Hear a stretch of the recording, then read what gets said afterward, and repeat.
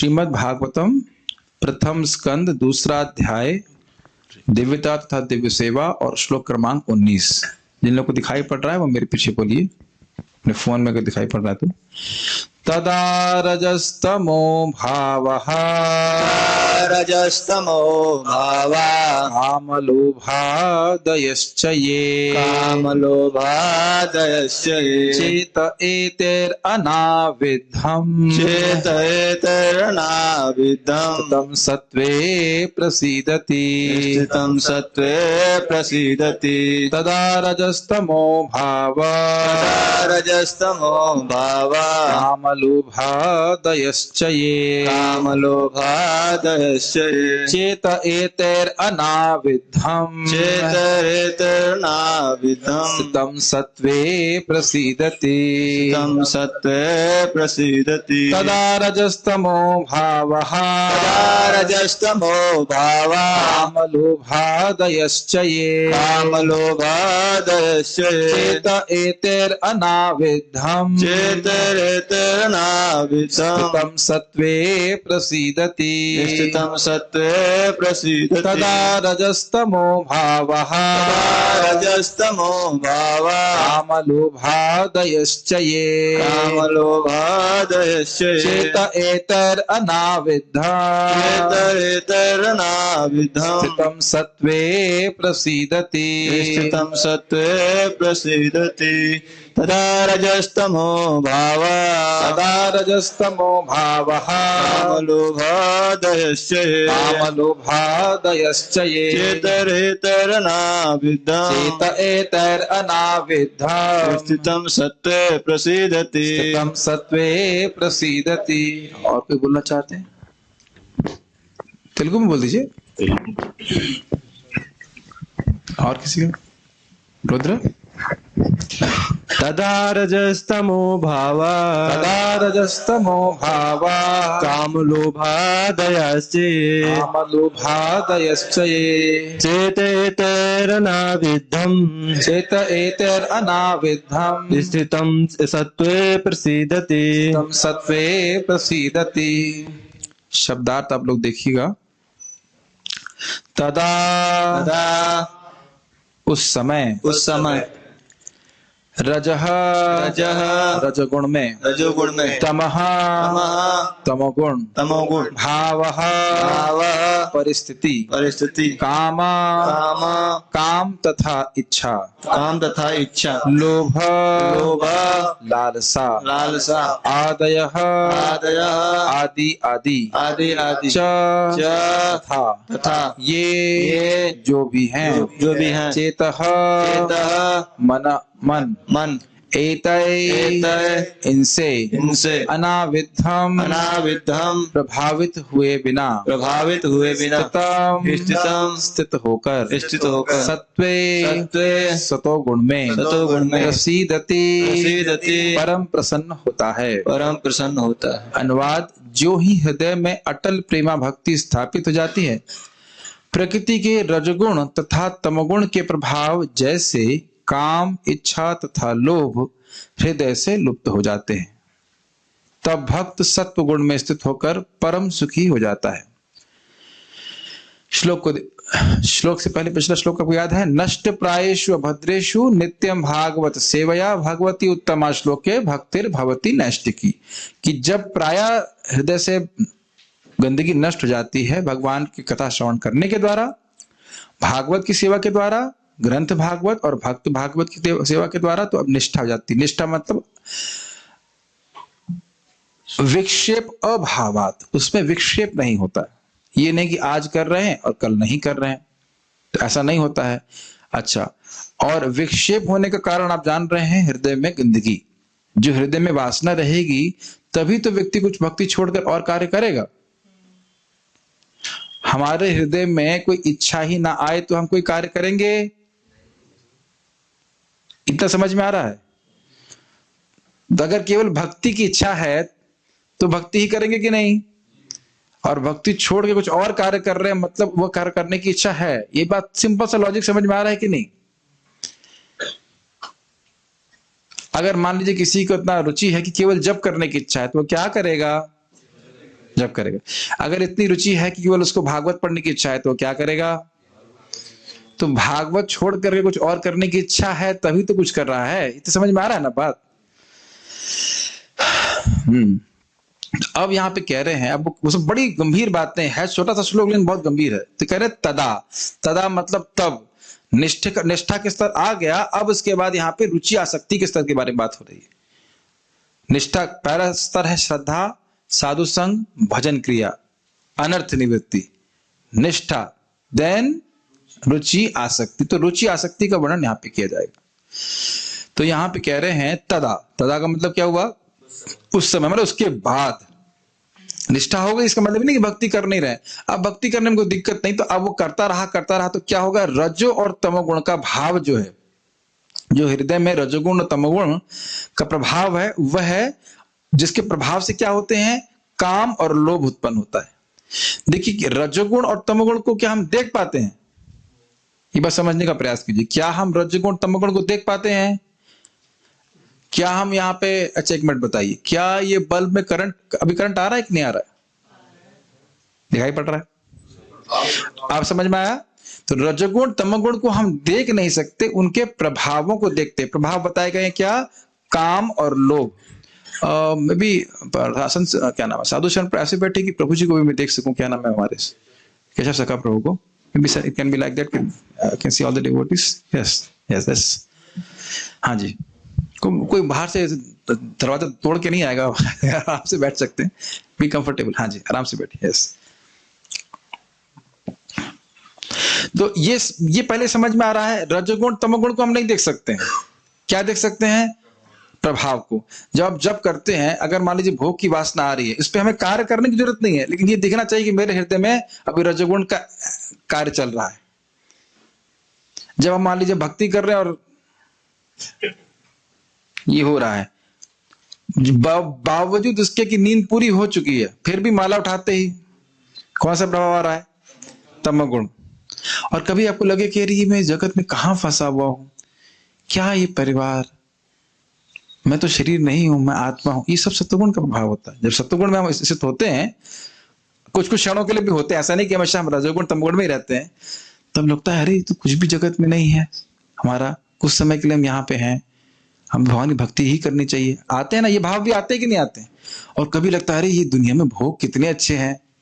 ये सब भाव, सब जो अनुष्ठित भजन करता है सब देखता है, देखते हुए चले, जरूरी है इसके ऊपर कार्य करे। मैं खाली ये बोल रहा हूं कि डायग्नोस करना सिखा रहा हूं। डायग्नोस करना सीख पा रहे हैं ना रजोगुण तमोगुण कि नहीं? समझ में आ रहा है? तो अब मैं ये सब बातें क्यों कह रहा हूं? इस समय हम अपने अनिष्ठित भजन की अवस्था में इन रजोगुण और तमोगुण के प्रभावों को अपने हृदय में देख रहे हैं। नहीं समझ आई? अब जब आप भक्ति करते रहेंगे तब देखेंगे अरे वो काम और लोभ कहां चला गया। Does it make sense?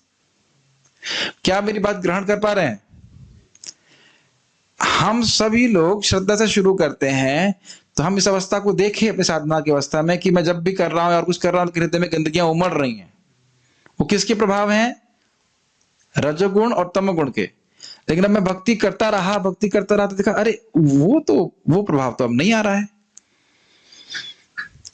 क्या मेरी बातें समझ में आ रही है? एक श्लोक बहुत सिंपल लग रहा है, लेकिन बहुत ही विज्ञानमय श्लोक है, क्योंकि सब भक्त परेशान रहते, प्रभु जी लस्ट है, ये है, वो है। तो दिखना चालू हुआ ना। अब भक्ति करते रहेंगे तो आप देख रहे कि नहीं, ये सब उतना प्रभावित नहीं करता। कितने भक्तों को सुबह उठने में दिक्कत होती है 5:30 बजे जो लास्ट है ब्रह्ममुहूर्त का एकदम खत्म होने वाला। और कुछ भक्त देखिए बड़े आराम से 3 बजे उठ जाते हैं।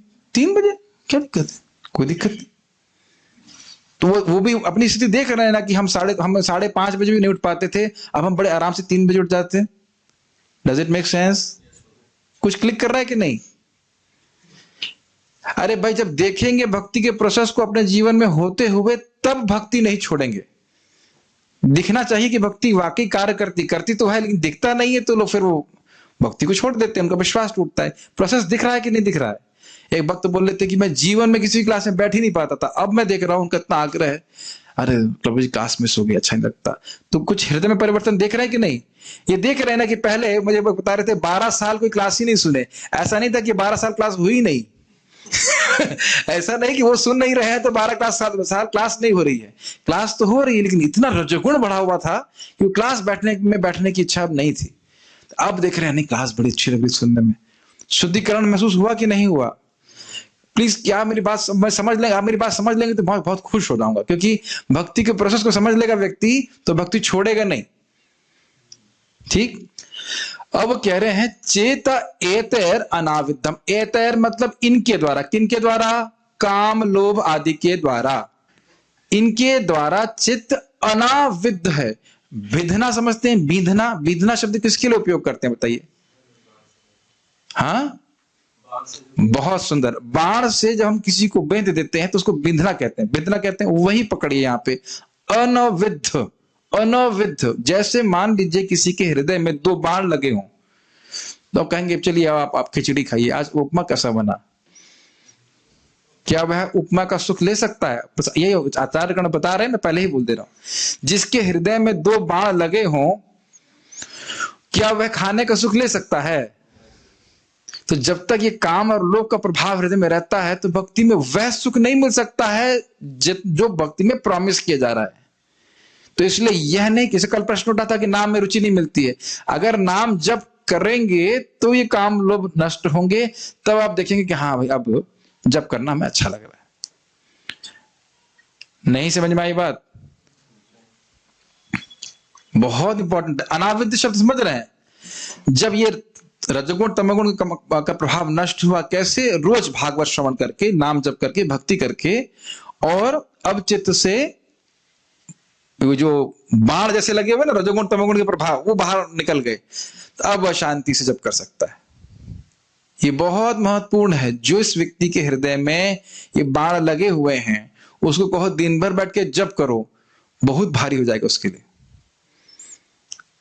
परम पूज्य राधा गोविंद महाराज जी के एक शिष्य है, मेरे अच्छे मित्र हैं, वो खुद ही बता रहे थे, वो बड़े रजोगुणी हैं हमारे, वो जो मित्र है मेरे बहुत रजोगुणी है, जानते हैं किनकी बात कर रहा हूं मैं। तो वो खुद ही बोले ये कर रहा हूं, वे कर लो, वो कर लो, ये कर लो। महाराज जी बोले अरे भाई बैठो बैठो, थोड़ा भागवत पढ़ो। जैसे पढ़ने बैठे, नहीं ये करना, वो करना, ऐसा करना है। आप देख रहे हैं बाण से बिंधा हुआ हृदय है, रजोगुण तमोगुण से, एटलीस्ट रजोगुण तो दिख रहा है, तो एक जगह बैठ के भागवत नहीं पढ़ सकता है। तो इसलिए आवश्यक जो सूत्र हम सीख रहे हैं कि हम नियमित रूप से कम घंटा भर भागवत मिनिमम पढ़ें, इतना तो सुने जरूर। क्या ये बात ग्रहण हो रही है? वो करने में भी देखिए बाधा आ रही है। आज छोड़ो, आज क्लास नहीं करते। कुछ लोग क्लास में एब्सेंट हैं कि नहीं आज? है ना? कुछ ना कुछ विशेष बहुत महत्वपूर्ण कार्य होता है जिसकी वजह से भागवत छोड़ते हो, और विशेष कारण ये है रजोगुण और तमोगुण। अगर हमारे हृदय में ये इच्छा हो रही है, भागवत हो रही है, चलो सुनने जाना है, सुनने जाना, सुनना है, तो अब समझ में आना चाहिए कि हमारे हृदय में कुछ सत्व आ रहा है, तब हम ग्रहण कर रहे हैं इसको। ये सब बड़ा वैज्ञानिक है, समझते नहीं इस बात को? क्योंकि जब सत्वगुण बढ़ेगा तब ये सब चर्चाएं बहुत सुंदर लगेंगी। लेकिन सत्वगुण बढ़ेगा अलग किसी प्रोसेस से नहीं, इसी भागवत के श्रवण से। ये नहीं कुछ और करने से सत्वगुण बढ़ाएंगे, यही भागवत के नियमित श्रवण से हमारे हृदय में सत्वगुण बढ़ता है। बहुत अच्छा लगता है बातें करना कृष्ण के बारे में। Does it make sense? Okay. आप जब कहीं नई जगह प्रवचन देने जाइए तो यही दिक्कत होती है। लोगों का चित्त पूरा रजोगुण और तमोगुण से, बाणों से बिंधे ही रहते हैं बेचारे। वो कथा इतनी भारी लगती है, वो तुरंत ही घड़ी देखना चालू कर देते हैं। पूरा दिन चाहे घड़ी ना देखें, उसी टाइम घड़ी देखना शुरू कर देते हैं, क्योंकि बिल्कुल रुचि नहीं हो रही होती। लेकिन समझना होगा, दवाई की तरह ग्रहण करेंगे तभी ये बाण हृदय से निकलेंगे। कौन से बाण? रजोगुण तमोगुण के। ठीक। और कह रहे हैं क्या? स्थितम सत्वे प्रसीदति। अब है सत्व में। अब ये ध्यान देना होगा, ये सत्व कौन सा सत्व है? शुद्ध सत्व, क्योंकि भक्ति के संपर्क में आ रहा है वो। और भक्ति हमेशा भगवान की अंतरंगा शक्ति की वृत्ति है। मैं भी सोचा करता था कि नहीं मटीरियल सत्व है, मटीरियल सत्व नहीं है, ये शुद्ध सत्व है, दिव्य सत्व है, तब वो प्रसन्न होता है। अब आप फॉर्मूला सीख रहे हो भक्ति में प्रसन्न रहने का, एकदम स्पष्ट है ना। प्रश्न यही बन रहा था ना कि ये आत्मा सुप्रसिद्ध थी, आत्मा कैसे प्रसन्न होगी? तो जब हम शुद्ध सत्व में स्थित होंगे, भगवान की अनुभूति उसमें प्राप्त होगी, तब व्यक्ति प्रसन्न हो जाएगा। एक बात इससे पहले कि हम आगे टीकाओं में जाएं, भक्ति में आना कठिन है, सुना है आपने बात? भक्ति में बने रहना और भी कठिन है, ये आप देखेंगे। और भक्ति में खुश बने रहना ये बहुत ज्यादा कठिन है, क्योंकि प्राय लोग इस पूरे कोर्स को पूरा नहीं करना चाहते। मुझे एक भक्त बता रहे थे कि कहीं पे नोएडा के डिवोटीज भक्ति शास्त्री करा रहे हैं, तो जिस व्यक्ति ने एक भक्त को कन्विंस किया कि भक्ति शास्त्री करो, वो खुद ही ड्रॉप कर गया। महाराज उस दिन बता रहे थे परम पूज्य वृंदावन चंद्र महाराज की यहाँ भक्ति शास्त्री होता है, तो खूब पहले दिन तो सब लोग अपना नोट पवोट लेकर के बढ़िया से एकदम फूट तिलक विलक ला के आते हैं कि भाई हम पूरा भक्ति शास्त्री करेंगे। लेकिन आधे कोर्स में जब देखते हैं बहुत मेहनत करनी पड़ी तो सब छोड़ देते है ना। बहुत लोग सोचते हैं खुद शुरुआत में तिलक लगाएंगे, कंठी पहनेंगे, फर्स्ट क्लास, लेकिन अगर सिद्धांत नहीं सुनेंगे, भागवत श्रवण नहीं करेंगे तो नैष्ठिक की भक्ति नहीं होगी।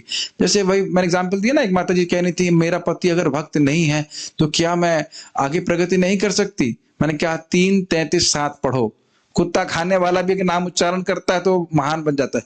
हो तब तुरंत खुश हो गए, कहते हाँ हाँ अब मेरे लिए भी हो पे, कम से कम कुत्ता तो मैंने नहीं खाया है। समझ में आया? समझ रहे ना? तो भागवत सुना तो नाम में श्रद्धा हुई कि नहीं? आपको अभी तो कुछ अनुभव नहीं हो रहा ना, कृष्ण बोल देने से अनंत जन्म के पाप नष्ट हो रहे हैं, हो तो रही है। समझ रहे हैं? तो इस प्रकार से हमारी श्रद्धा बढ़ जाती है। भागवत बड़ा अद्भुत ग्रंथ है, और आप कृपया और हम लोग कृपया से समझने का प्रयास नहीं करें। रूप गोस्वामी जी पहले निषेध कर दिए, दूरोह अद्भुत वीर्यस्मिन् श्रद्धा दूरस्तु पंचके यत्र स्वल्प संबंधो सध्यम भाव जन्मने। ये जो 5 महासाधन है भगवान के भक्तों का संग, धामवास, नाम संकीर्तन, भागवत श्रवण और भगवान के विग्रह की सेवा, ये इसमें इनका इतना जो वीर, इनकी शक्ति है, दूर है, मतलब समझ में बिल्कुल नहीं आती। और उसमें श्रद्धा भी ना हो तो भी, श्रद्धा दूरस्तु पंच के, तो इन 5 साधनों में श्रद्धा भी नहीं हो, स्वल्प संबंध, थोड़ा सा भी संबंध हो, लेकिन अगर अपराध से रहित है तो सद्याम भाव जन्मने, उसके हृदय में भावत उत्पन्न हो जाएगा। ये अद्भुत शक्ति है भगवान के भागवत में, भागवत के नाम जप में। समझ में आ रहा? भगवान के नाम जप में इसमें तर्क नहीं लगाना चाहिए, सुनने की इच्छा मात्र से भगवान हृदय में आ जाते हैं। तो इसलिए ये सब इससे बड़ा साधन है नहीं। अब इस पर भी अगर क्लास मिस कर रहा है तो क्या कारण है बताइए? वो 2 बाण है कारण, और कोई कारण नहीं है। भागवत मिस करने का यही कारण है कि वो बाण लगे हुए हृदय में, वहां भागवत मन नहीं आया, क्या करना चाह, ये चीज है। ये कोई डांट नहीं रहा हूं, ये देखना चाहिए कि जो नहीं आ रहा है उसके हृदय के बाण अभी निकले नहीं, और निकलेंगे कैसे? भागवत में दिक्कत है कि भागवत में आता नहीं है, तो निकले कैसे बात? ये तो दिक्कत है। तो इसलिए कम से कम थोड़ी देर के लिए तो आना चाहिए, ताकि कुछ बाण निकलता रहे धीरे धीरे। नोट, यह रुचि एवं आसक्ति का स्तर है श्रील रूप गोस्वामी के अनुसार एवं श्रीला विश्वनाथ चक्रवर्ती के अनुसार भी। अब एक बात समझिए, रुचि तो है ही, रुचि मतलब बहुत अच्छा लग रहा है, आसक्ति में एक व्यसन बन जाता है, मतलब बीमारी बन जाती है भक्ति करना, किए बिना रहा नहीं जाता। समझ रहे ना मेरी बात? तो इसीलिए बोले ना, स्तम सत्वे प्रसिद्ध जी, बड़ा प्रसन्नता होती कथा सुनने में, जप करने में, ऐसे करके। और ये भी समझिए कि हर भक्त अलग अलग स्तर पे है भक्ति की, वो एक ही जन्म की भक्ति नहीं हो सकती। मान लीजिए मैं इस जन्म में निष्ठा के स्तर पर पहुंचा, तो अगले जन्म में कहां से शुरू करूंगा? निष्ठा से। और उस मेरे अगले जन्म में मेरे साथ वाला भक्त जो है वो श्रद्धा से शुरू कर रहा है, तो वो उसी प्रकार से भक्ति नहीं कर पाएगा जैसे मैं भक्ति कर पाऊंगा या कोई और भक्ति कर पाएगा। अच्छा, मान लो कोई व्यक्ति भाव स्तर पे पहुंच गया, तो अगले जन्म में कहां से शुरू करेगा? भाव से। तो उसकी भक्ति का अलग अलग लेवल होगा। तो इसलिए किसी से द्वेष मत कीजिए। अगर आप किसी भक्त को देखते हैं कि वो श्रेष्ठ है, उच्चतर है, द्वेष मत कीजिए, उसकी पहले का बैकअप है। द्वेष करेंगे तो हमारे डाउन होंगे। अगर हम सराहना करेंगे कितने अच्छे भक्त हैं, कितना उनका उत्साह है भक्ति में, तो हमारी भक्ति का वर्धन होता है। आप शास्त्र का वचन सुनेंगे तो आप आश्चर्यचकित हो जाओगे। कोई व्यक्ति अगर दूसरे को नाम जप करते हुए देखकर खुश होता है, खुद नहीं किया है, भगवान के वचन है, खुद नहीं किया है, दूसरे कोई हरि नाम कर रहे हैं, वो देख के सुखी हो रहा है, तो वह भी भगवान के धाम जाएगा। अभी तो मेरे पास संस्कृत नहीं है, मैं जपा टॉक पे शेयर कर चुका हूं, संस्कृत एकदम संस्कृत का श्लोक था। दूसरे को नाम जब देख के खुश हो रहा है तो भगवत प्राप्ति करेगा। तो नाम जप करने वाले की क्या स्थिति होगी, आप कल्पना नहीं कर सकते। आज एक मुझे भक्त बोले कि मैं घर जाना चाहता हूं, मेरे कजिन भाई का एक्सीडेंट हो गया, आईसीयू में भर्ती हो गया। मैंने कहा तुम क्या करोगे जाकर के? पैसे तो है नहीं, और आईसीयू में तो आप भी भर्ती हो, नया डिवोटी है, डॉक्टर में सब है ना, यहाँ पे डॉक्टर नर्स लगे हुए ना कि भाई जब कर रहे कि नहीं, मंगल आरती जा रहे कि नहीं, है ना। आईसीयू तो है ना, मंदिर तो आईसीयू है ना। जो आदमी आश्रम में आ गया वो समझ लो आईसीयू में आ गया, इंटेंसिव केयर यूनिट। बाहर जगह तो 2-4 मंगल आरती मिस भी करने दिया जाएगा, है ना। ब्रह्मचारी आश्रम में तो नहीं भाई, इसकी सांस टूट जाएगी, तुरंत उठो मंगल आरती जाओ, ये करो। तो फिर मैंने बोला कि तुम्हारे पिताजी के मरने पे तुम नहीं गए और तुम भाई के आईसीयू में भर्ती होने के लिए जा रहे हो। मैंने कहा मोस्ट प्रोबेबली जा रहे हो, लेकिन यद गत्वा न निवर्तन्ते, हो सकता है कि तुम चले गए वहीं पकड़ लिए जा, वापस नहीं आओगे। मैंने कहा भाई आपके जाने और न जाने पे मैं कोई रोक नहीं लगा रहा हूं, लेकिन मुख्य बात यह है कि माया ये पकड़वा रही है, प्लीज ध्यान दीजिएगा। माया ही पकड़वा रही है इस तरह से। वो आईसीयू में हो गया, ये हो गया, वो हो गया, क्या करोगे आप बता जाकर। ये मैं इसलिए बोल रहा हूं, मुझे दुख इस बात का होता है कि भक्त समझ नहीं पाते कि मानव जीवन कितना क्षणिक है और कितना लाभ देने वाला है। क्योंकि इसी में हम ये जो हम समझ रहे ना, भगवत धर्म का अनुशीलन कर सकते हैं, जिसके द्वारा भगवान स्वयं ही हमें अपने आप को दे देते हैं। तो हमें किससे प्रेरणा मिलनी चाहिए? घोड़े से। घोड़ा किधर देखता है? लेफ्ट की राइट? सीधा देखता है। क्या बनना है हम लोगों को? घोड़ा।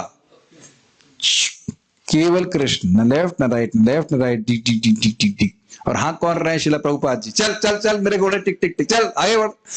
कुछ नहीं देखना, न लेफ्ट न राइट, न लेफ्ट न राइट। और ये हो सकता है कि कोई कहे कि आप इमोशनल नहीं, अरे इमोशन का करेंगे क्या? ना मेरे पास, ब्रह्मचारी के पास ना पैसे हैं, ना कुछ रिसोर्स है, मैं वहां जाके क्या करूंगा? जो करने वाले लोग कर ही रहे हैं, है ना।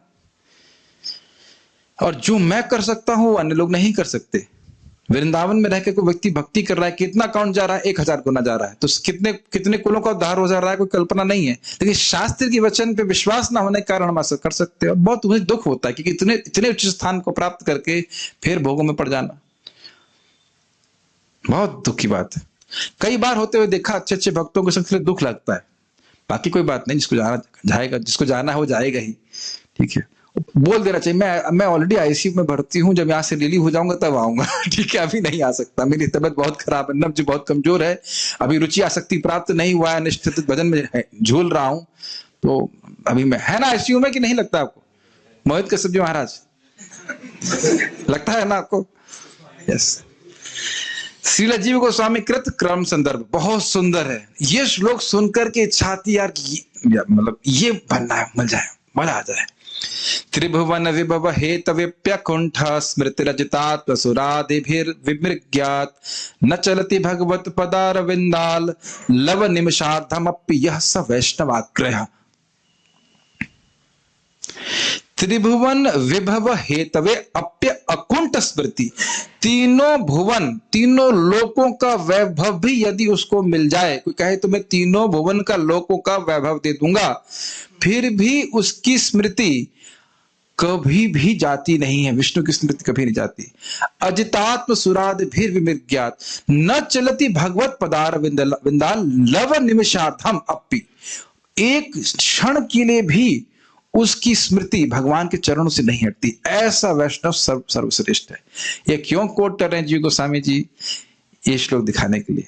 अब कोई कह दे कि भक्ति छोड़ दो रुचि आसक्ति के स्तर पे, ना ना ना, अरे भाई तुमको तीनों भुवन दे देंगे ना, नहीं हम नहीं कर सकते, हम नहीं कर सकते, हमसे छोड़ा नहीं जाएगा।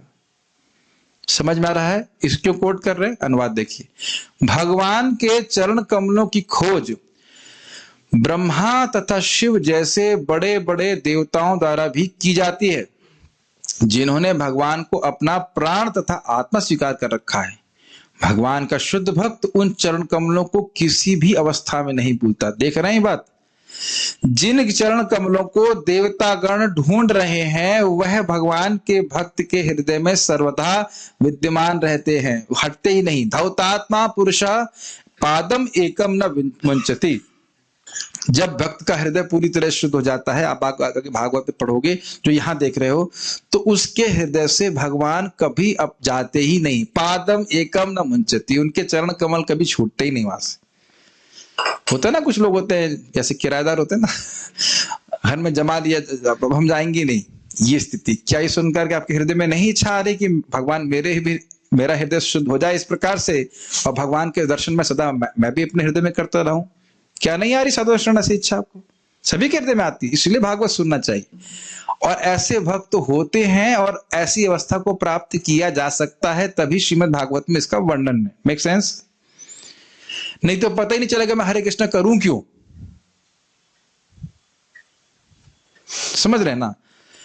ये साध्य भक्ति का वर्णन हो रहा है कि जो महान वैष्णव है, वैष्णव में सर्वश्रेष्ठ है, उसकी क्या स्थिति होती है। भगवान का शुद्ध भक्त उन चरण कमलों को किसी भी अवस्था में नहीं भूलता। वह भगवान के चरण कमलों की शरण एक क्षण के लिए भी नहीं, आधे क्षण के लिए भी नहीं छोड़ पाता, भले ही बदले में उससे संपूर्ण ब्रह्मांड का शासन तथा ऐश्वर्य भोग का वर क्यों न मिले। भगवान के ऐसे भक्तों को वैष्णवों में सर्वश्रेष्ठ मानना चाहिए। श्रीमद् भागवत 11:2-53। प्रभुपाद जी कथन है, मुझे ऐसा कोई समय याद नहीं है जब मैं कृष्ण को नहीं भूला हूं, कृष्ण को भूल गया हूं। मुझे कोई ऐसा समय क्षण याद नहीं है जब मैं कृष्ण को भूल गया हूं। आप लोगों को ये वाक्य बड़ा आसान लगता होगा ना सुनने में। और अपने चित्त को देखिए, पूरे सुबह से शाम तक कितनी बार कृष्ण को याद किए हैं। एक दो क्षण याद हो गए, मंगल आरती में थोड़ा देख लिया, तो मंगल आरती में क्या ड्रेस पहने तो वो भी याद नहीं रहता है ना। हमारी स्थिति ऐसी, कुछ नेगेटिव नहीं है, लेकिन देखना चाहिए कि हमें कहाँ पहुंचना है। जब ऊपर दृष्टि रहेगी तो भक्ति करते रहेंगे, बीच में कहीं आईसीयू में भैया को देखने नहीं जाएंगे। आपको लग रहा होगा मैं क्या बातें कर रहा हूँ, बड़ी कठोर बातें लग रही होंगी, मैं मानता हूँ। भैया को देखने के लिए और लोग हैं तो मेरे को देखने की कोई जरूरत नहीं है, मुझे ऊपर देखना है। क्योंकि अगर मैं वहां पहुंच गया तो एक भैया का नहीं, जितने भी पीछे 21 पीढ़े वाले भैया ना, सबका उद्धार हो जाएगा। ये बात समझ में आ रही है? अगर आप कनिष्ठ के संग, ऐसा कनिष्ठ का मैंने कंफर्म नहीं कर सकता, लेकिन कनिष्ठ के 3 पीढ़ियों का उद्धार होता है। फिर जैसे जैसे आप आगे बढ़ते जाते हैं, जैसे प्रहलाद महाराज थे, वो उत्तम बन गए तो 21 पीढ़ी का उद्धार हो जाता है। तो एक भैया नहीं, सारे भैया मैया ताई सबका उद्धार हो जाएगा। But focus on that goal. क्या आपको ये श्लोक सुनकर अच्छा नहीं लग रहा? अब आप प्रश्न करोगे भाई ऐसा क्यों होता है? सितम सत्वे प्रसीदति। श्लोक से लिंक कर पा रहे हैं? इतना सुख मिल रहा है भगवान की भक्ति में कि ना भाई हमारा मन कहीं और जा ही नहीं रहा है। नहीं समझ में? भक्ति करके इतना सुख मिल रहा है उसको कि उसका मन कहीं जा ही नहीं रहा। ऐसा नहीं कि मन लगा रहा है, मन कहीं जा ही नहीं रहा है। इस संबंध में श्रील प्रभुपाद जी के शिष्यों को प्रभुपाद जी गुणगान कर रहे थे, देखो मेरे शिष्यों को, तुम इनको $1 करोड़ भी दोगे तो भी ये भक्ति नहीं छोड़ेंगे। तो भक्त लोग, वो जो शिष्य थे, वो थोड़ा सा फूल गए कि हाँ प्रभुपाद हमारा गुणगान कर रहे हैं। तो प्रभुपाद जी ने कहा, रुको, तुमको अभी तक किसी ने $1 करोड़ दिया नहीं है। तो समझ रहे हैं ना मेरी बात?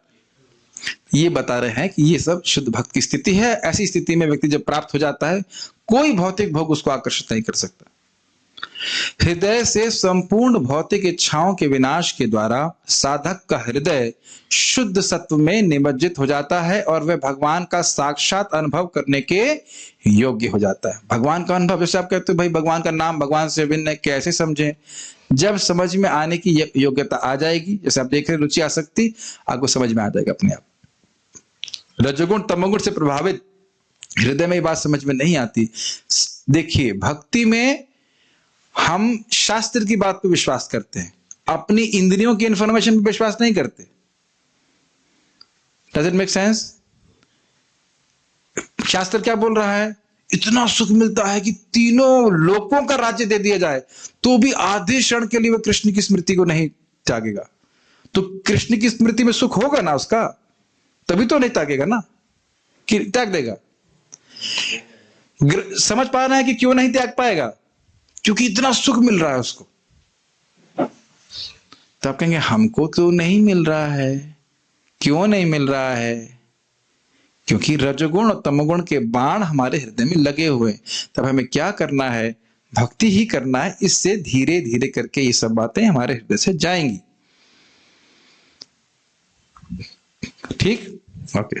और यही बात बोल रहे हैं कि जैसे जैसे भौतिक इच्छाओं का विनाश हो जाएगा, हमारा हृदय, ऐसे रसगुल्ला बनाते ना, रसगुल्ले को चाशनी में डालते ना, तो हृदय को मान लीजिए रसगुल्ले की तरह, और चाशनी एकदम शुद्ध सत्व, अंदर बाहर सब उसमें सराबोर रहेगा।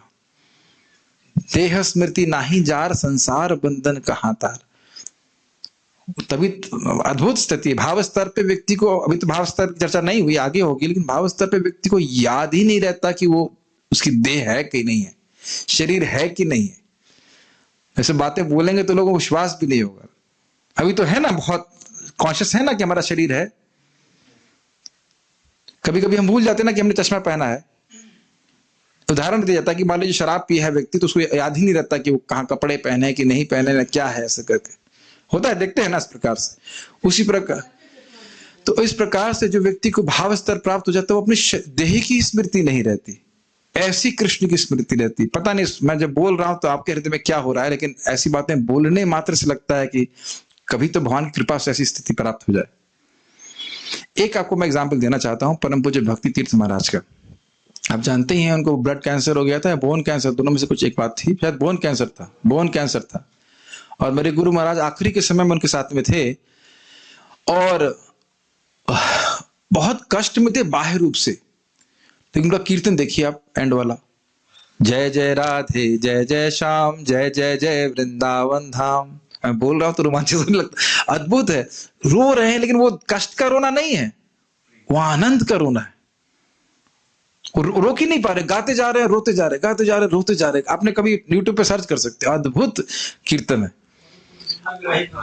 हाँ, और मेरे गुरु महाराज को बोले कि मैं अपनी इस स्थिति को किसी से भी बदलूंगा नहीं, कि जितना नाम का सुख मैं अभी अनुभव कर रहा हूं, मैंने जीवन में कभी अनुभव नहीं किया। बाह्य रूप से क्या है, कष्ट में है। ये हमारी चेतना की बिल्कुल बाहर की बात है। आप देख रहे हैं ना, किसी भी स्थिति से अब उसकी मति भगवान से नहीं हटने वाली।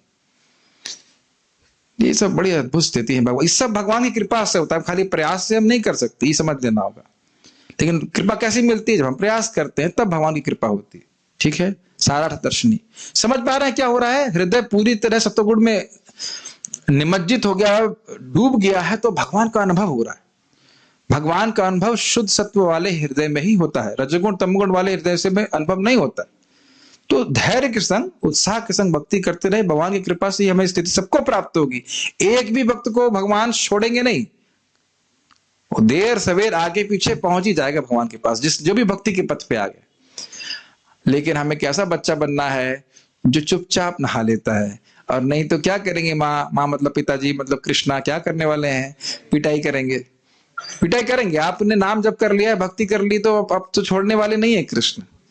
अब पिट करके शुद्ध हो जाओ, या फिर चुपचाप भक्ति करके शुद्ध हो जाओ, वो हमारी इच्छा।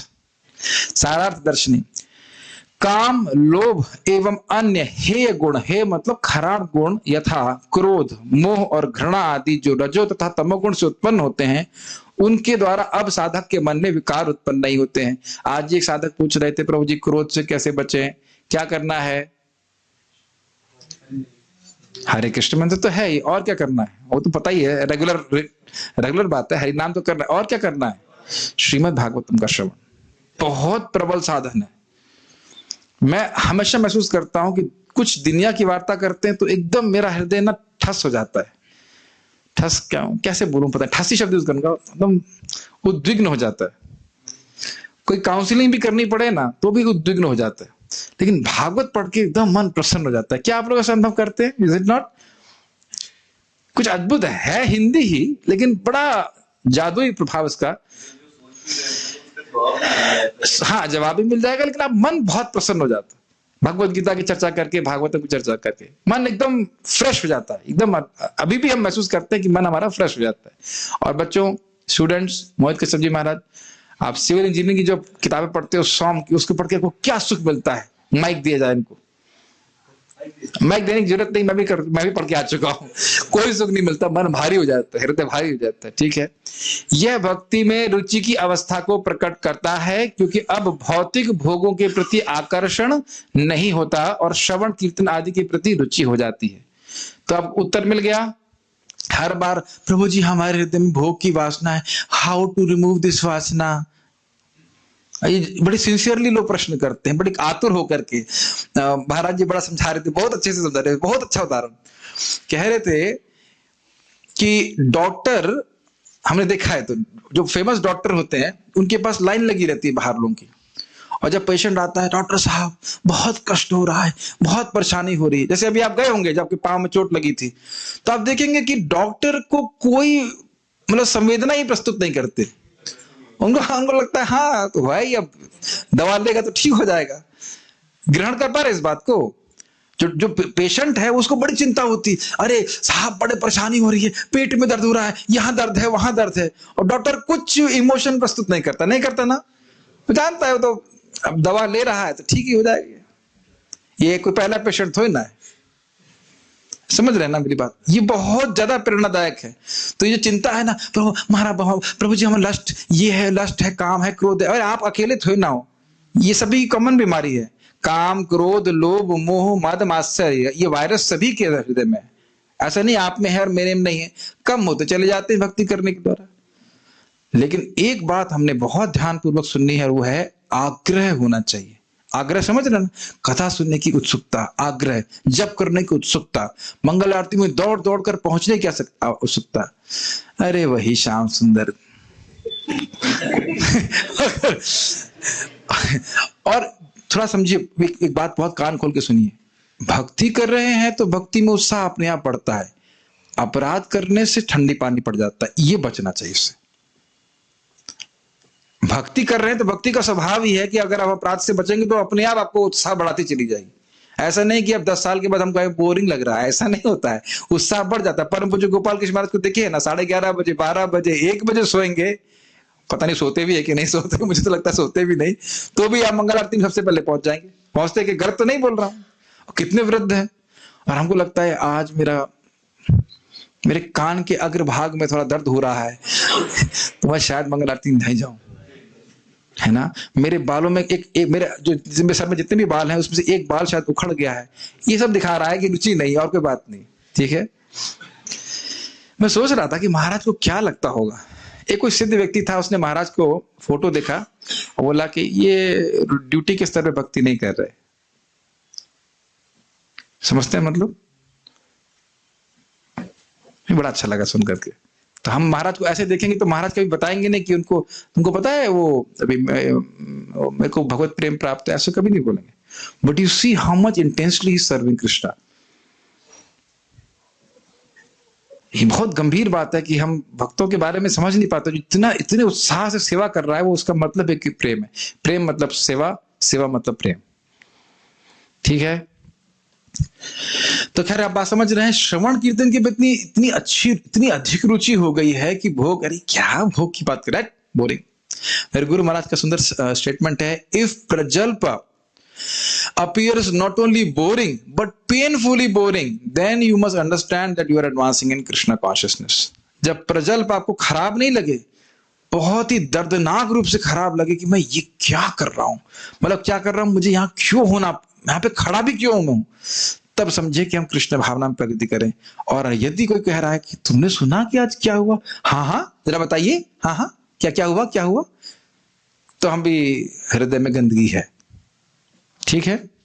ये सारे सिम्टम्स हम लोग यहाँ चर्चा करते हैं ताकि हम देखते रहें कि हमारे हृदय में प्रगति हो रही कि नहीं हो रही। इससे पहले, इस स्थिति से पहले मन को काम और लोभ के तीक्ष्ण तीर भींधे हुए थे। ऐसी स्थिति में मन का संतुष्ट हो पाना कैसे संभव है? ये समझ में आया ना? मैंने एग्जाम्पल दिया था ना, हृदय में 2 बाण लगे हैं तो खाना अच्छा नहीं लगेगा। तो उसी प्रकार से जब तक रजोगुण तमोगुण का प्रभाव है, भक्ति में वो सुख प्राप्त नहीं होगा जो भक्ति प्रॉमिस करती है। तो अब हमको भक्ति करते रहना होगा, श्रवण करते रहना होगा। जैसे जैसे हृदय में गंदगी साफ होगी, आपको भक्ति करने का आग्रह बनता चला जाएगा। मैं खाली एक बात सुबह भक्तों को बता रहा था कि आप कह रहे हो कि आपको रुचि नहीं है, और किसी दिन बीमारी के कारण भजन ना करने को मिले, तब प्रभु जी बड़ा अच्छा लगता है। हमको अच्छा लगेगा? बहुत खराब लगेगा, है ना मौजी महाराज? आपका क्या विचार है इसके ऊपर? आपको कहें कि आपको नाम में रुचि है, तब क्या बोलेंगे? अभी नहीं है। और मान लो जी ना करने को मिले तो बोलो माइक पे बोलो। आपको अगर पूछा जाए कि नाम में रुचि है, तब क्या बोलेंगे? माइक पे बताइए। ये बहुत इंपॉर्टेंट है, समझिए इस बात को। हाँ, नहीं है। और अगर आपको कल ना करने दी जाए तो सबको करने देंगे, आपकी माला छीन लेंगे, बोलने भी नहीं देंगे, तब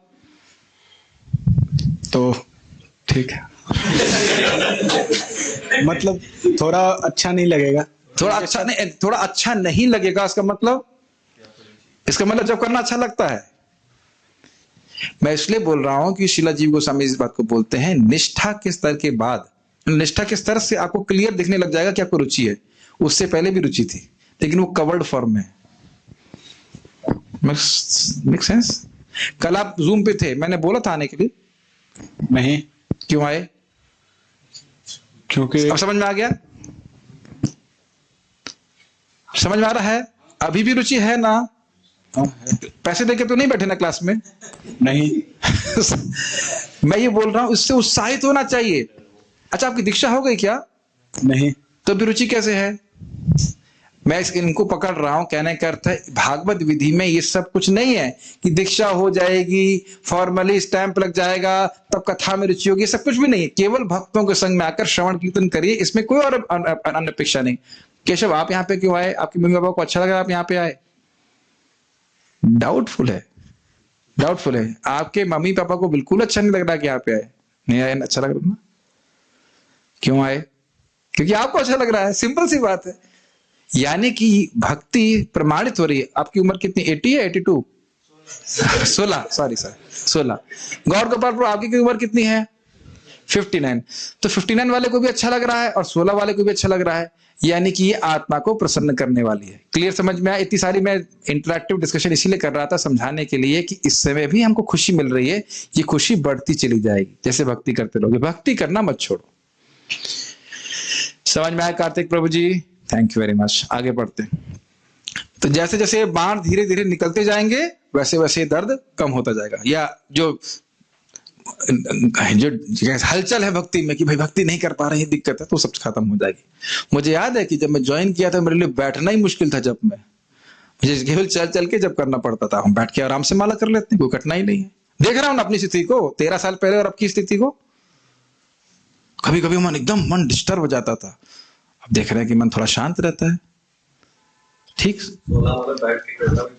हाँ, कुछ लोग 16 माला बहुत मुश्किल होता है, हो जाता है। तो अब देख रहे हैं ना प्रगति हो रही है, और आप कहते नहीं हमारा तो मन ही नहीं लग रहा, हम करेंगे नहीं तो प्रगति हो पाती? ये बात। ऐसी स्थिति में मन का कीर्तन में वास्तविक सुख प्राप्त कर पाना कैसे संभव है? समझ में आ रहा है? रजोगुण तमोगुण में। लेकिन इसका अर्थ नहीं कि कीर्तन मत करो, शास्त्र के आदेश से कीर्तन करो, और फिर आगे जाकर के आपको अपने आप ही राग होने लग जाएगा। अरे बढ़िया चीजें सब छोड़ नहीं सकते। जैसे क्या बोले थे हरिदास ठाकुर जी, मेरे अंग को, एक एक अंग को भी काट दोगे तो भी हर अंग हरे कृष्ण मंत्र बोलेगा। अब उनकी वो स्थिति थी इस प्रकार से। माया देवी टेस्ट करने आई, कहती बैठे बैठिए, मैं तो हरिनाम कर लूं, उसके बाद आपसे बात करूंगा। उनका हरिनाम कभी रुकने वाला है? तो भगवान इस प्रकार से उनको प्रकाशित कर रहे थे। मैं फिर से रिपीट कर रहा हूं इस बात को, जब भक्त को भगवत प्रेम प्राप्त होता है तो उसको भक्ति का कोई भी अंग असीमित सुख देता है। बार बार इसको याद रखना चाहिए, प्रेम नहीं मिल रहा है, प्रेम बढ़ाना है, प्रेम बढ़ाना है, प्रेम बढ़ाना है। कैसे प्रेम बढ़ेगा? भगवान का नाम जप, भागवत श्रवण, दो मुख्य साधन। जो व्यक्ति शारीरिक कष्ट से पीड़ित हो तो वह भोजन का सुख कैसे प्राप्त कर सकता है? स्पष्ट है। इसके बाद मन शुद्ध सत्व की मूर्ति भगवान में निष्ठ जाता है। ये आसक्ति की स्थिति है। तो अब बहुत बार कुछ प्रचारक ऐसा बोल देते हैं, अरे मन तो तुम्हारा लग नहीं रहा, भगवान के सामने क्यों खड़े हो? अरे भाई, हमारा मन भगवान में नहीं लग रहा है तो भगवान का मन भी हम में नहीं लग रहा है।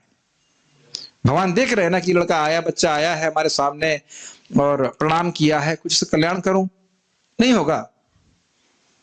तो इस प्रकार का प्रचार कभी नहीं करना चाहिए। भक्ति करते करते, भगवान को देखते देखते, जब करते करते भगवान की कृपा से जब सब सफाई हो जाएगी तो मन लगेगा भगवान में। Make sense? नोट, रुचि और आसक्ति में भेद में भेद स्वाद की तारतम्यता का है। तारतम्यता का मतलब डिग्रीज, और अधिक स्वाद बढ़ गया है भक्ति में। आसक्ति में भक्ति करना एक व्यसन जैसा हो जाता है। जैसे यहाँ पे होता है ना, लोग शराब पीते हैं और उनको बोलो शराब छोड़ दो, तो हमको नहीं पकड़ा है, हम जब चाहे छोड़ देंगे, जब चाहे। तो क्यों नहीं चाह रहे हो? वास्तविक रूप से शराब उनको नहीं छोड़ रही। समझ रहे हैं? ऐसा शराबी बनना हमको। क्या शराब मतलब भक्ति। प्रभुपाद उदाहरण देते हैं, जैसे शराब पीते पीते शराब छोड़ी नहीं जाती है, उसी प्रकार से जब करते करते ऐसी स्थिति आ जाए कि अब जब जो है वो छोड़ना ही ना जा सके। मुझे एक भक्त बता रहे थे, बहुत अच्छा, वाणी आश्रम में मैं रुका था, बहुत पहले की बात है, मैं समझता हूँ 15 साल पहले की बात, लेकिन बात बड़ी गंभीर और बड़ी रोचक थी। वो बोले कि मेरे को, मैं जब करता था मेरे को बिल्कुल रुचि नहीं होती थी, बिल्कुल भी रुचि नहीं होती थी, लेकिन जब भी मुझे कोई सेवा प्राप्त होती थी तो मैं बहुत उत्साह से करता था, चाहे वो झाड़ू मारने की, चाहे कुछ भी, उसे कहते हैं सेवा भावना। और ऐसा करते हुए, और जब करते करते करते करते अब मेरी ये स्थिति हो गई है, विदेशी वक्ता थे, चेहरा भी याद नहीं लेकिन वाक्य याद है, कि मैं 32 से कम कर नहीं सकता। देखिए 32 करने वाले बहुत हो सकते हैं, लेकिन 32 से कम ना कर सकने वाले लोग बहुत कम होते हैं। दोनों में अंतर ग्रहण कर पा रहे हैं? इससे कम करके तृप्ति ही नहीं होती, इतना सुख मिल रहा है। ऐसे ही भक्त बता रहे थे कि जीबीसी हैं जो 16 माला नहीं कर पाते, मतलब 32 से कम नहीं कर पाते। वो अंतर आ गया है, वो टेस्टफुली नाम जप कर रहे हैं, भगवान की भक्ति करके शुद्ध हो गया। क्लियर, समझ में आया? यस। तात्पर्य, अपनी सामान्य संवैधानिक स्थिति में जीव आध्यात्मिक आनंद में पूर्ण रूप से तुष्ट रहता है। जीव सामान्य अपनी स्वरूपगत अवस्था में भगवान का प्रेमी है, उसको भगवान का प्रेम प्राप्त रहता है। और शास्त्र में वर्णन है, भुंजे सेवा सुख। भुंजे मतलब आनंद उठाता है, किसका? भगवान की सेवा का। ये सेवा कर रहे ना, नाम जप करना, भागवत सुनना, वो बस अब निरंतर इतना आनंद मिल रहा है कि वो शाश्वत रूप से सुखी है। ये स्थिति है, ये हमारी ओरिजिनल वास्तविक स्थिति है, टू बी कॉन्स्टेंटली ब्लिसफुल। यह स्थिति ब्रह्मभूत या आत्मानंदी अर्थात आत्मतुष्टि की कहलाती है, स्थिति कहलाती है। ब्रह्मभूतः प्रसन्नात्मा न शोचति न कांक्षति समः सर्वेषु भूतेषु मद भक्ति लभते पराम। जिसको बड़ा भक्ति प्राप्त हो जाती है, उसकी वो कुछ जगत में किसी चीज की इच्छा नहीं होती। ओके, यह आत्मतुष्टि किसी निष्क्रिय मूर्ख की तुष्टि जैसी नहीं है, जो सोया पड़ा है, उसे कुछ, उसको भी जिंदगी में कुछ नहीं चाहिए, लेकिन वो तमगुण है। यहां भक्त को क्यों कोई वस्तु नहीं चाहिए? क्योंकि उसको भगवान की भक्ति करके पूरी तरह से तृप्त है। Make sense? निष्क्रिय मूर्ख अज्ञान अवस्था में रहता है, किंतु आत्मतुष्ट आत्मानंदी इस भौतिक जगत से परे होता है। हो सकता हो कि वो इस जगत में हो, लेकिन उसकी चेतना इस जगत में नहीं रहती। आपने कभी शब्द सुने, अरे भाई आप बड़े खोए खोए से लगते हो, सुना ये शब्द? खोए खोए का मतलब समझते हैं? Absent minded. एब्सेंट माइंडेड का मतलब ये नहीं कि उसका माइंड एब्सेंट है, वो बाह्य चेतना में नहीं है, वो कुछ सोच रहा है, यही होता है ना एब्सेंट माइंडेड। मन कहीं और है। तो अब इसको, वही बात है, भक्ति में इतना सुख है भगवान के रूप ध्यान का, भगवान के नाम का, भगवान के कथा का, कि मन बस वही रह, मन वही प्रेजेंट रहता है और भौतिक जगत की बातों में पूरी तरह से एब्सेंट रहता है। हमारी स्थिति अभी क्या है? रिवर्स है। तो कोई बात नहीं, इसको रिवर्स करना है, भगवान के प्रति पूरी तरह एब्सेंट और जगत में पूरी तरह प्रेजेंट। तो कोई बात नहीं, लगे रहिए, धीरे धीरे करके हम उधर प्रेजेंट हो जाएंगे या एब्सेंट हो जाएंगे। क्लियर? ये अच्छी बात है ना? गुड। एक बहुत अच्छी बात मैं सुना था श्रील भक्ति सिद्धांत सरस्वती ठाकुर जी के बारे में। उनके शरीर छोड़ने से पहले की समय की बात है। पुरी के मठ में, मैं समझता हूं उन्हें शरीर त्यागा था, तो पुरी के मठ के बाहर ही कुछ लोग बहुत जोर से कुछ फिल्मी गाना, कुछ भी, जो फिल्में तो होती होंगी नहीं होती होंगी पता नहीं, लेकिन कुछ बहुत कुछ ध्वनि कर रहे थे बहुत जोर से। और मठ के भक्त लोग बहुत दुखी थे कि कितनी जोर से आवाज कर रहे हैं। तो श्रीला भक्ति सिद्धांत ठाकुर जी ने कहा, क्या मैं बहुत जोर से जब कर रहा हूं? मतलब उनको वो आवाज सुनाई ही नहीं पड़ रही थी। Can you imagine? नाम में इतना रस मिल रहा था कि बाहर क्या हो रहा है सुनाई नहीं पड़ता। क्या आपका संग भी ऐसा हुआ है? नहीं, होता है हमारे संग भी। रोजी तो यही होता है, जोर से कर रहे हैं हरे कृष्णा कृष्ण कृष्ण हरे हरे, हरे राम राम राम हरे। अरे एक माला हो गया, पता नहीं चला। होता है कि नहीं? मन पूरा भाग जाता है कहीं। घबराइए मत, जब करते रहेंगे तो ये अवस्था भी प्राप्त होगी। सब आचार्यों की कृपा से, प्रपात की कृपा से ऐसा हो जाएगा। इसे सुनना चाहिए तो लगेगा अरे हम भी कभी पहुंचेंगे कि नहीं पहुंचेंगे। सिद्धि की यह अवस्था अटल भक्ति में स्थित होते ही प्राप्त हो जाती है। ठीक है, अटल भक्ति मतलब निष्ठा के बाद वाली स्तर, निष्ठा पर निष्ठा के बाद रुचि आसक्ति इत्यादि। भक्ति में सेवा कोई निष्क्रियता नहीं, अपितु आत्मा की अनन्य सक्रियता है। मतलब कुछ लोग सोचते हैं मुक्त होने के बाद कुछ नहीं करना पड़ेगा। नहीं, भक्ति करते करते जब वाकई मुक्तावस्था प्राप्त होती है तो लगता है मुझे कृष्ण की सेवा के लिए कितना कुछ करना है। प्रभुपाद जी कहते हैं चुप रहने से क्या फायदा होगा, जब जानेगा कि कृष्ण की कितनी अद्भुत महान महिमा है तो 24 घंटे उसके लिए कम है बोलने के लिए। आत्मा की यह सक्रियता पदार्थ के संसर्ग से अपमिश्रित या दूषित हो जाती है। आत्मा बहुत सारे काम करना चाहती है, लेकिन ये जो मिथ्यांकार है इसके कारण हम सोचते हैं कि हम शरीर है, तो वो सारी इच्छाएं कहां चली जाती हैं, शरीर की संतुष्टि करने में। ये प्रभुपाद जी कह रहे हैं, और इसी वजह से काम, क्रोध इत्यादि जनित होता है। फलतः काम, इच्छा, लोभ, निष्क्रियता, मूर्खता तथा निद्रा के रूप में रुग्ण कार्यकलापों का उदय होता है। ये लाइनें समझ में आ रही हैं? ये बीमारी की अवस्था है। भोग की इच्छा और लोभ, ये सब, या तमोगुण, ये सब कुछ जो है, यह सब गुणों का इन्फेक्शन है हमारे हृदय में। भक्तिमय सेवा का प्रभाव रजोगुण तथा तमोगुण के इन प्रभावों के पूर्ण निराकरण होने पर प्रकट होता है। भक्ति करते रहेंगे, जब ये तीनों नष्ट होंगे, दोनों रजोगुण तमोगुण नष्ट होंगे, तब व्यक्ति भक्ति को अनुभव कर पाएगा। एक और बात ध्यान देने होगी, कई बार प्रश्न आता है, प्रभु जी नाम में श्रद्धा कैसे हो जाए, एकदम अटूट श्रद्धा। जब तक रजोगुण तमोगुण का प्रभाव रहेगा अश्रद्धा रहती है, लेकिन जैसे जैसे हम सतोगुण का संग करते हैं, बहुत ध्यानपूर्वक सुनिए, सुबह उठते हैं, नाम जप करते हैं, एक नियमित जीवन जीते हैं, तो हम जानबूझकर सतोगुण का संग कर रहे हैं तो सतोगुण बढ़ेगा, और बढ़ते बढ़ते जैसे जैसे रजोगुण तमोगुण का प्रभाव नष्ट होगा, सहज रूप से श्रद्धा होगी। कल एक प्रश्न आया था, प्रभु जी वाकई ये सब नष्ट हो जाएंगे? आया था कि नहीं? क्यों आया था बताइए? डाउट लग रहा है, अरे होगा कि नहीं होगा,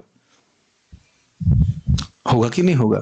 लेकिन जैसे जैसे भक्ति करते जाएंगे, जब दिखने लगेगा अरे हाँ तो हो गया, हाँ सही सही सही, अब करते रहना इसको, ठीक। अच्छा, जीवन में कितनी बार सफाई करनी है इसकी? एक बार। कौन बोला? वेरी गुड बॉय, केवल एक बार। ऐसा नहीं कि अब हम तमोगुण रजोगुण से अगर मुक्त हो गए, अगले जन्म में फिर मेहनत करना चालू करो ना। बहुत खुश होना चाहिए इस बात से। तब भक्त तुरंत ही सत्व गुण में स्थित हो जाता है और वह उन्नति करता हुआ वासुदेव के पद या शुद्ध सत्व के पद की ओर उठने को अग्रसर होता है। केवल इस शुद्ध सत्व की अवस्था में कोई व्यक्ति भगवान के शुद्ध प्रेम के कारण अपने समक्ष कृष्ण को सदा देख सकता है। भक्त सदैव शुद्ध सत्व में रहता है, अतः वह किसी को हानि नहीं पहुंचाता। किंतु एक भक्त चाहे कितना ही शिक्षित क्यों ना हो, सदैव हानिप्रद होता है। कोई बता सकते हैं क्यों? बहुत अद्भुत बात बोल रहा है। कोई अभक्त कितना भी शिक्षाप्रद हो, हमेशा हानि देने वाला होगा। क्यों? यस वजह क्यों घर जा रहे हो यार, इतना अब तो बुद्धिमान होना चालू, अब तो आपकी क्या कहते हैं स्पीड आने चलोगी। बहुत अच्छा उत्तर दिया, क्योंकि वह अपनी इंद्रिय तृप्ति चाहता है। Very good boy, very nice. और इंद्रिय तृप्ति चाहेगा तो वह दुख देगा ही। और घूम जाइए वापस, काम और लोभ नष्ट हो गया, कोई इंद्रिय तृप्ति जगत में किसी वस्तु से नहीं, किसी व्यक्ति से नहीं चाहिए, तो दुख देगा किसी को? ये बात आप कान खोल कर सुन लीजिए, एकदम ऐसे जितना भी हम कान को फैला के सुन सकते हैं। जितने भी मेरे भौतिकतावादी रिश्तेदार हैं, मेरे मतलब किसी भी व्यक्ति के, वो सब आपको दुख देने के लिए ही आपके आसपास भेजे गए हैं, क्योंकि हर व्यक्ति आपसे इंद्रिय तृप्ति ही चाहता है। ये व्यक्ति मुझे क्या देगा? कोई व्यक्ति आपको कुछ देने के लिए नहीं खड़ा हुआ है यहाँ पे, ये नहीं। अब मुझे लगता है इसमें विरोध होगा, लेकिन शास्त्र के बच्चों ने महाराज जी से भी सुना और दिखता भी है एकदम। मुझे से क्या मिलेगा? मुझे से क्या मिलेगा?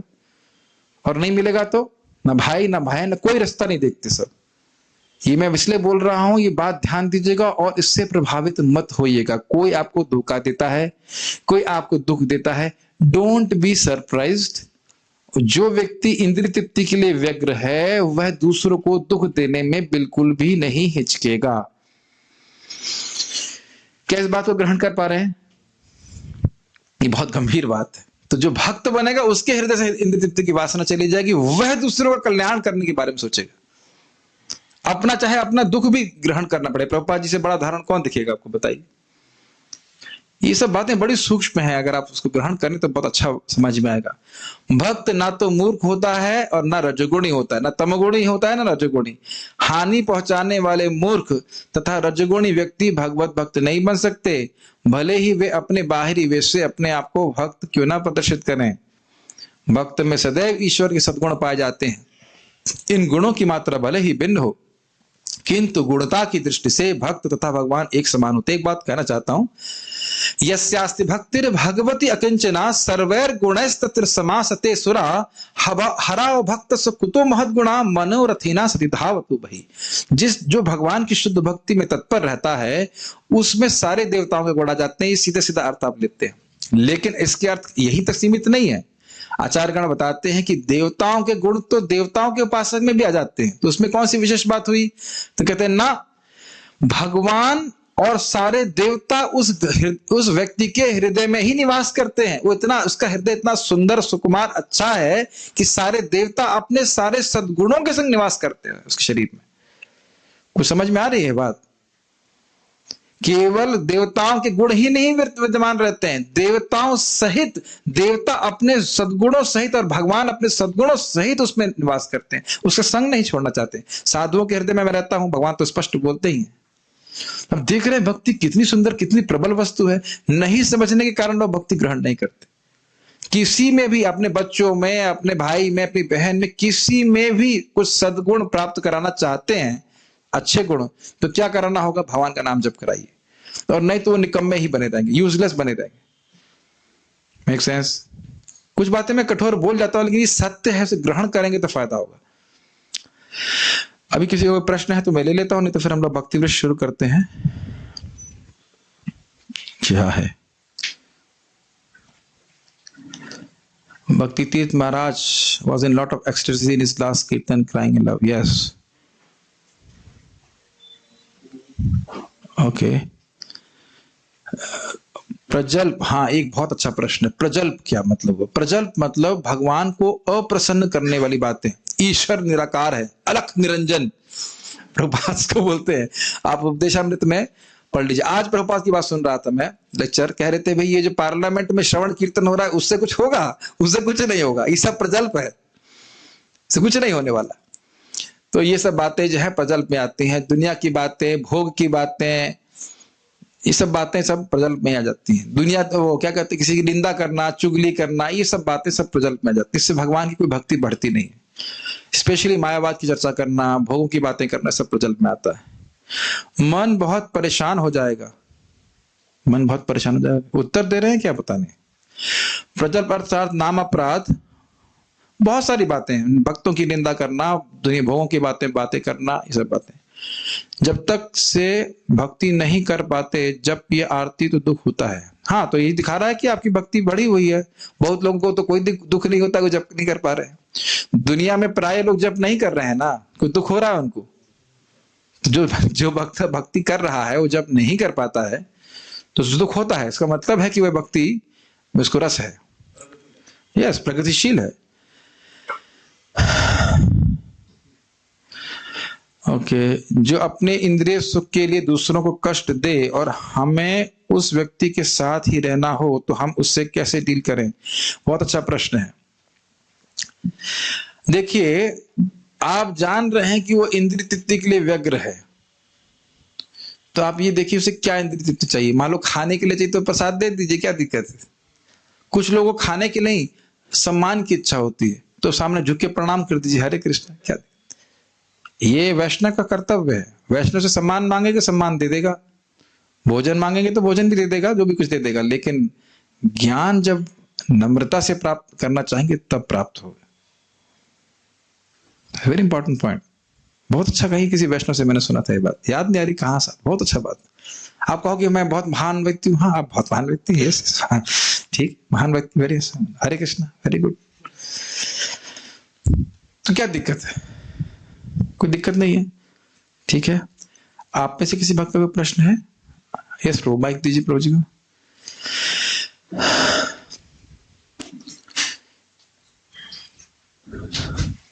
इस बात में महाराज से पूछा गया था कि अगर हमको साक्षात संग प्राप्त नहीं होता है तो क्या करें।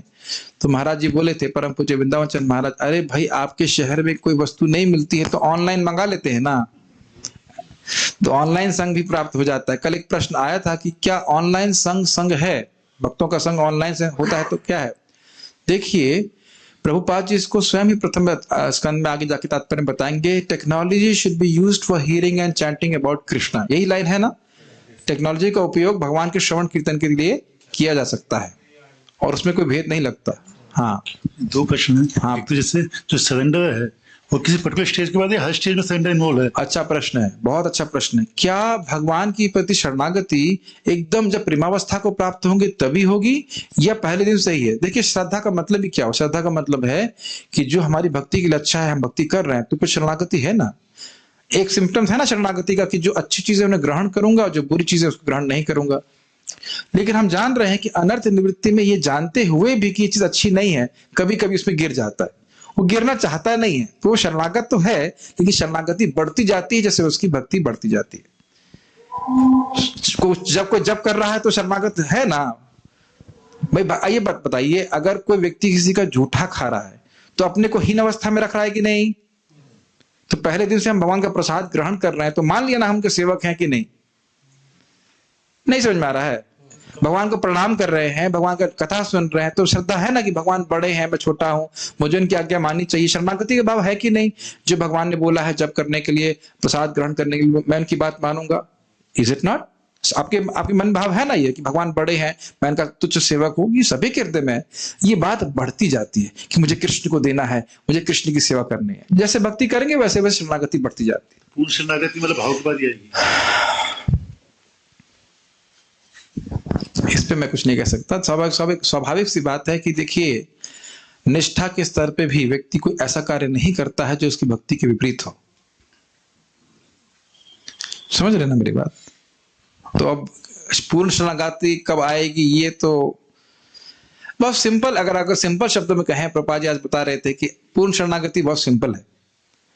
भगवान, मैंने आज तक बहुत सारे गलत कार्य किए हैं, कामादिनाम कतिना कतिधा पालिता दुर्निदेशास, लेकिन तेषाम जात मई न करुणा नात्रपा न प्रशांति, उनको मुझ पे कोई करुणा नहीं हुई, वो शांत नहीं हुए। उत्सृज्यताम अथ यदुपतेर सांप्रतम लब्ध बुद्धिर, हे यदुपति मुझे बुद्धि आ गई है। त्वाम शरणम आयतः माम नियुंक्षात दास्य, मैं आपकी शरण में आया हूं, मुझे अपनी सेवा में नियोजित कीजिए। ये है पूर्ण शरणागति। Simple, simple for simple, cricket for difficult for any cricket person. अपनी जो हमारा आइडेंटिफिकेशन है, अगर हृदय में हम सोच रहे हैं बात कि मैं कृष्ण का हूं, मुझे कृष्ण की ही सेवा करनी थी, तो पूर्ण शरणागत। और सोचेंगे ना मैं यहाँ का भी हूं, मुझे यहाँ के लिए भी करना है, तो शरणागति नहीं हुई। तो कोई बात नहीं, जहां जिस लेवल की भी शरणागति हो वहां से शुरू करें। मुख्य बात यह है शरणागति में हमें दो चीज करनी है, संकल्प और विकल्प। जो भक्ति के लिए अच्छा है उसे ग्रहण करें, जो भक्ति के लिए अच्छा नहीं है उसको ग्रहण नहीं करें, इसका अभ्यास करें। और शरणागति obviously is a process also. कई बार देखा है जैसे रजोगुण तमोगुण होते हुए भी, माइक पे बोलिए, रजोगुण तमोगुण होते हुए भी किसी पर्टिकुलर अंग में, जैसे हीरिंग में रुचि है। क्या आपने कल की क्लास सुनी? कल क्लास में क्या बोला गया था? भक्ति में, भक्ति को अप्रतिहता क्यों कहते हैं? गंदगी होते हुए भी भक्ति करता है तो फिर वह भक्ति देवी उसके हृदय को साफ कर देती है और स्थिरता आ जाती है। नष्ट प्रायेषु अभद्रेषु, मतलब पूर्णेषु अभद्रेषु नहीं लिखा है, प्रायेषु यानी अभद्र अभी कभी कुछ हैं, फिर भी भक्ति में स्थिरता आ जाती है। स्थिरता मतलब अब भक्ति के विरुद्ध में वो कुछ कार्य नहीं करेगा। ये भक्ति की महान बात बताई गई थी ना। ज्ञान के स्तर पे व्यक्ति पूरी तरह जब तक शुद्ध नहीं होता है, ज्ञान में स्थिर नहीं होएगा, लेकिन भक्ति में स्थिर हो सकता है, भले इसका हृदय पूरी तरह शुद्ध ना हो। कुछ ग्रहण कर पा रहे हैं बात? रुचि मतलब किसी पर्टिकुलर अंग में आती है, पूरी नहीं है, पूरे भक्ति को मतलब किसी पर्टिकुलर जैसे हियरिंग में आ गई। बहुत अच्छी बात है। प्रभुपाद जिस बात को आज बता रहे थे कि 9 भक्ति में 9 करो, 8 करो, अरे कोई एक तो करो। प्रभुपाद ऐसे बोलते, कोई एक तो करो। कुछ जब कोई किसी को कथा सुनना अच्छा लगता है, किसी को जप करना अच्छा लगता है, किसी को भगवान की सेवा करना अच्छा लगता है, एक भी अंग करेंगे तो पार हो जाएंगे। परीक्षित महाराज श्रवण करके तो पार हो गए और सुखदेव गोस्वामी कीर्तन करके पार हो गए। लेकिन जो प्रभुपाद की आज्ञा है 16 माला का जप सबके लिए कॉमन है। बिना भगवान का नाम, बिना साधु कृपा, नाम बिना प्रेम नहीं होए। Case closed. विद्या वधु जीवनम, श्री कृष्णा संकीर्तनम। कृपया परम पूज्य गौर कृष्ण महाराज जी द्वारा प्रवचन सुन लीजिएगा, एकदम क्लियर। विद्यावधु जीवनम, भक्ति का जीवन है भगवान के नाम को उच्चारण। भक्ति योग, भक्ति योग, भक्ति योग धन, भक्ति योग कृष्ण नाम श्रवण क्रंदन, स्मरण क्रंदन। तो भक्तियों का धन ही है, इसको बढ़ाते रहे। आप तो ऑडिटर हैं ही, आप ऑडिटिंग करते रहिए, कितना माला जब किया, कितना बढ़ाया, ऐसे करते रहना चाहिए, करते रहना चाहिए। कितना धन बढ़ रहा है, कितना धन रहा है, कितनी कमाई हो रही है। हरे कृष्णा कृष्ण कृष्ण हरे हरे, हरे राम राम राम हरे हरे। और ब्रज में आ गया तो फिर उसमें एडिटिंग कर दीजिए, 1000 गुना मिल रहा है। मंदिर में जब कर रहा हो 1000 गुना मिल रहा है। अच्छा, तुलसी जी के सामने बैठा तो 1000 गुना मिल रहा है। बस यही कमाने में लगा रहना चाहिए, लोभी हो जाना चाहिए। लोभ बहुत बढ़िया चीज है, अगर नाम का लोभ हो जाए, कथा का लोभ हो जाए, बहुत बढ़िया, बहुत ठीक है। कुछ और? हाँ प्रभु। हरे कृष्ण प्रभु जी। हाँ बताइए प्रभु जी, जैसे आपने बताया कि इस जन्म में जो आपने एक लेवल अचीव किया है, तो नेक्स्ट जन्म मेरा उससे नेक्स्ट स्टार्ट होगा, नेक्स्ट लेवल पे मुझे जाना होगा, है ना। तो ऐसे करते करते, ऐसे करते करते कोई ऐसी स्टेज आएगी किसी जन्म में कि मुझे भक्ति करने की जरूरत नहीं है और मेरे अंदर सब कुछ सत्व गुण है, रजतम है ही नहीं। प्रश्न बड़ा मासूम प्रश्न है। पहली बात यह कि सतोगुण, रजोगुण और तमोगुण कभी भी अमिश्रित रह ही नहीं सकते। इसलिए यहां पे सतोगुण की बात नहीं, शुद्ध सत्व की बात हो रही है। ठीक, ये पता नहीं ग्रहण कर रहे हैं कि नहीं। रजोगुण, तमोगुण और सतोगुण कभी आप उनको अलग नहीं कर सकते पूरी तरह से। भगवत गीता में आप 14वां अध्याय है ना गुणों का, उस पर खूब चर्चा विशेष रूप से हुई है। यहां जो बात हो रही है वह शुद्ध सत्व की बात हो रही है। वह अप्राकृत अवस्था है, वह इन तीनों गुणों से परे की अवस्था है। वहां पे न सत्वगुण है, न रजोगुण है, न तमोगुण है। उस अवस्था में भगवान का अनुभूति होती है। समझ रहे हैं? कुछ कुछ ऐसा कह रहे हैं कि संसार में रहते रहते ही सत्व है, लेकिन इसके बियॉन्ड कुछ अलग चीज है। इसके बियॉन्ड शुद्ध सत्व स्थिति है, चतुर्या कहते हैं या वसुदेव स्थिति कहते हैं। ना उसमें सत्वगुण है, ना उसमें रजोगुण है, ना तमोगुण है। ये तीनों जड़ हैं, ये प्राकृत हैं। लेकिन जो शुद्ध सत्व की अवस्था है वो दिव्य अवस्था है। तो उसको क्या हम कह सकते हैं कि वो मुक्ति की अवस्था है? मुक्ति की अवस्था भक्तों के लिए भगवत प्रेम होता है। ये सब बातें हम लोग पहले के श्लोकों में चर्चा कर चुके हैं, तो उसको आप सुनेंगे तो समझ पाएंगे। हरे कृष्ण प्रभु जी। ओके। श्रवण से बुद्धि की प्राप्ति होती है, पर नाम जो से जप से असीम सुख और तृप्ति मिलती है। कौन से श्लोक में बोला है ये? किसी श्लोक में ऐसा नहीं बोला है। ऐसा नहीं बोल रहे हैं। ये आपका कमेंट हो सकता है कि केवल श्रवण से बुद्धि मिलती है और नाम जप से सुख मिलता है। कथा से भी उतना ही सुख मिलता है जितना नाम से सुख मिलता है। नहीं तो क्या है, श्रवणे कथायाम करके एक श्लोक है कि ध्रुव महाराज कहते हैं आपकी कथा सुनकर आपके ऊपर ध्यान करके भक्तों को वो सुख मिलता है जो आपके ब्रह्म में भी नहीं है। तो भगवान का नाम जब, भगवान का लीला, भगवान की कथा, परीक्षित महाराज कथा भी तो सुन रहे थे, इज इट नॉट? और क्या बोल रहे हैं? वयम तु नावितृप्यामा उत्तम श्लोक विक्रमे यशृण्वताम रसज्ञानाम स्वादु स्वादु पदे पदे। सुने ना? तो भगवान ऐसा नहीं कथा सुनने में रस नहीं मिलता, बस कथा केवल बुद्धि के स्तर पे है, ऐसा नहीं है। ये नात्मा सुप्रसिद्ध, इन कथाओं से, इन भगवान की चर्चा से सुख मिलता है। सुखी करने के लिए कथाएं बोली जा रही हैं। नहीं समझ रहे हैं? कोई बात नहीं, अंडरस्टैंडिंग से डिस्कशन करेंगे तो कुछ क्लियर समझ में आएंगी बात में। ठीक है, और कोई प्रश्न नहीं है तो हम लोग पारायण करके कर पाएंगे। पारायण 5 मिनट लगेगा, पारायण कर लेते हैं, उसके बाद फिर भक्ति विश हम लोग करेंगे।